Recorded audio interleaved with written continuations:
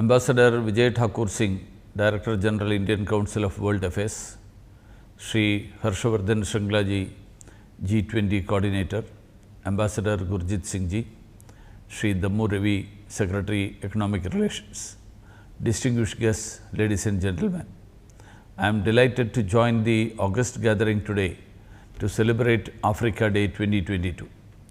I congratulate ICWA for organizing a book launch, book discussion and a panel discussion on this occasion. I commend Ambassador Gurjit Singh Ji for bringing out this book, The Harambee Factor, India-Africa Economic and Development Partnership. It's a deeply researched study on an important theme in our engagement with Africa.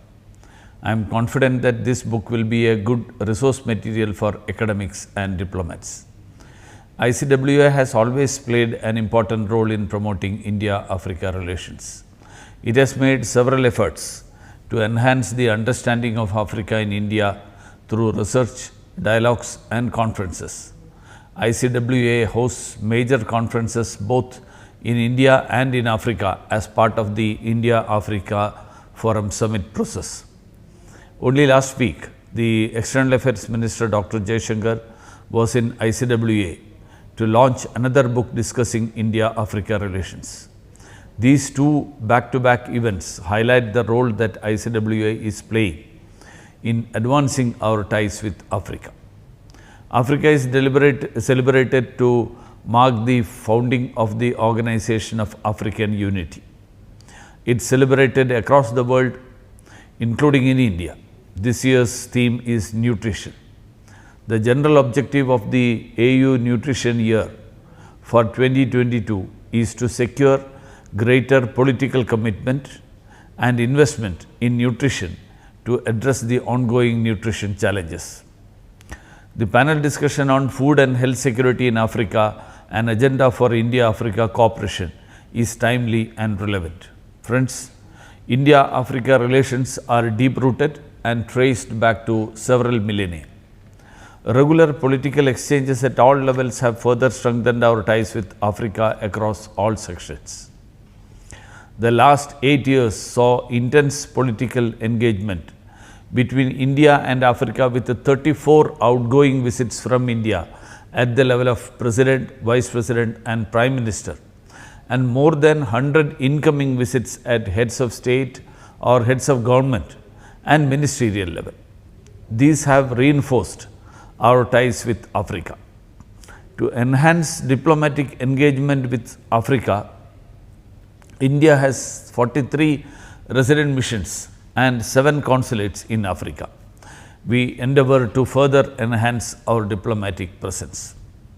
In the 20th century, the India-Africa partnership further strengthened during their fight against colonialism. The spirit of non-interference and mutual respect for each other reached new heights in India-Africa relations to fulfill the spirit of developing together as equals.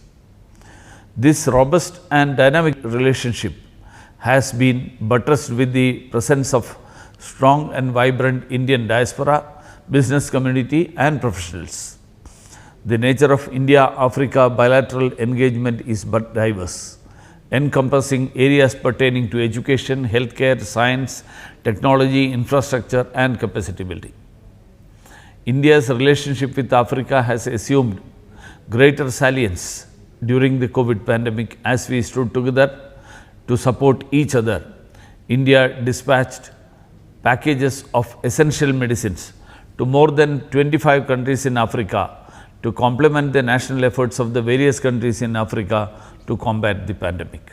We have also supplied Make in India, that is COVID vaccines, to several African countries. Symbolic of the deepening India-Africa relations, it's the fact that India is now the continent's 3rd largest trading partner and the 5th largest investor in Africa, with cumulative investments of more than $54 billion US. In January 2021, the India-Africa Trade Council has been established in India for building up business relations between both the countries of India and African region. This was a welcome move. Friends, the duty-free tariff preference scheme announced by India for LDCs benefited 38 African nations and has contributed towards steady increase in our trade figures. As of today, the African continent is home to some of the world's fastest growing economies. Their growth and development ambitions offer some promising opportunities for investment in high growth sectors such as infrastructure development, manufacturing, services industry, agri-tech, healthcare, sustainable energy, new and emerging technologies, among several others. In the 10 guiding principles articulated by Prime Minister Narendra Modi ji for India's engagement with Africa at the Ugandan Parliament in 2018, India has committed to sharing its experience with the digital revolution to support Africa's development, improve delivery of public services, extend education and health, spread digital literacy, expand financial inclusion, and mainstream the marginalized. Friends, I am glad to note that the African continent is the second largest recipient of India's overseas assistance. 189 lines of credit on highly favorable terms have been extended to 41 countries for a total amount of over $12 billion.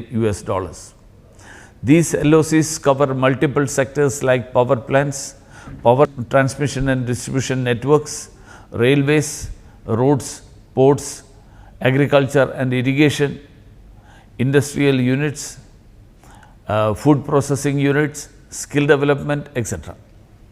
India is also working for capacity building in human resources with the African nations, including in telemedicine and teleeducation, that is E-Vidya Bharati and E-Arogya Bharati. As part of capacity building of African students, we wholeheartedly welcome African students to come and study in India. I would like to highlight that there are more than 24,000 African students enrolled in Indian institutions in various degree courses. We also offer thousands of high-tech scholarships to almost all African nations. In Africa's pursuance of Africa-owned and Africa-led development, it is our endeavor to root our partnership on the principles of equality, mutual respect, solidarity, and mutual benefit. Friends, as Minister in charge of furthering partnership with African countries, I regularly interact with the leadership of African countries.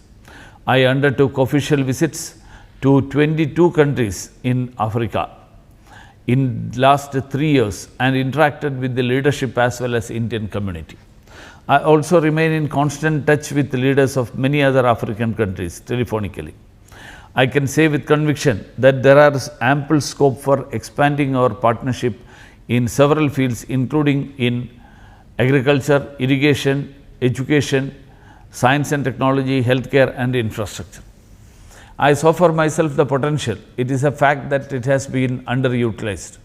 I call upon the business community to increase the engagements, students and researchers to undertake and involve on more research, business councils, chambers to set up their activities for increasing the business and trade flow, and businesses to explore opportunities to increase exports of Make in India products to India.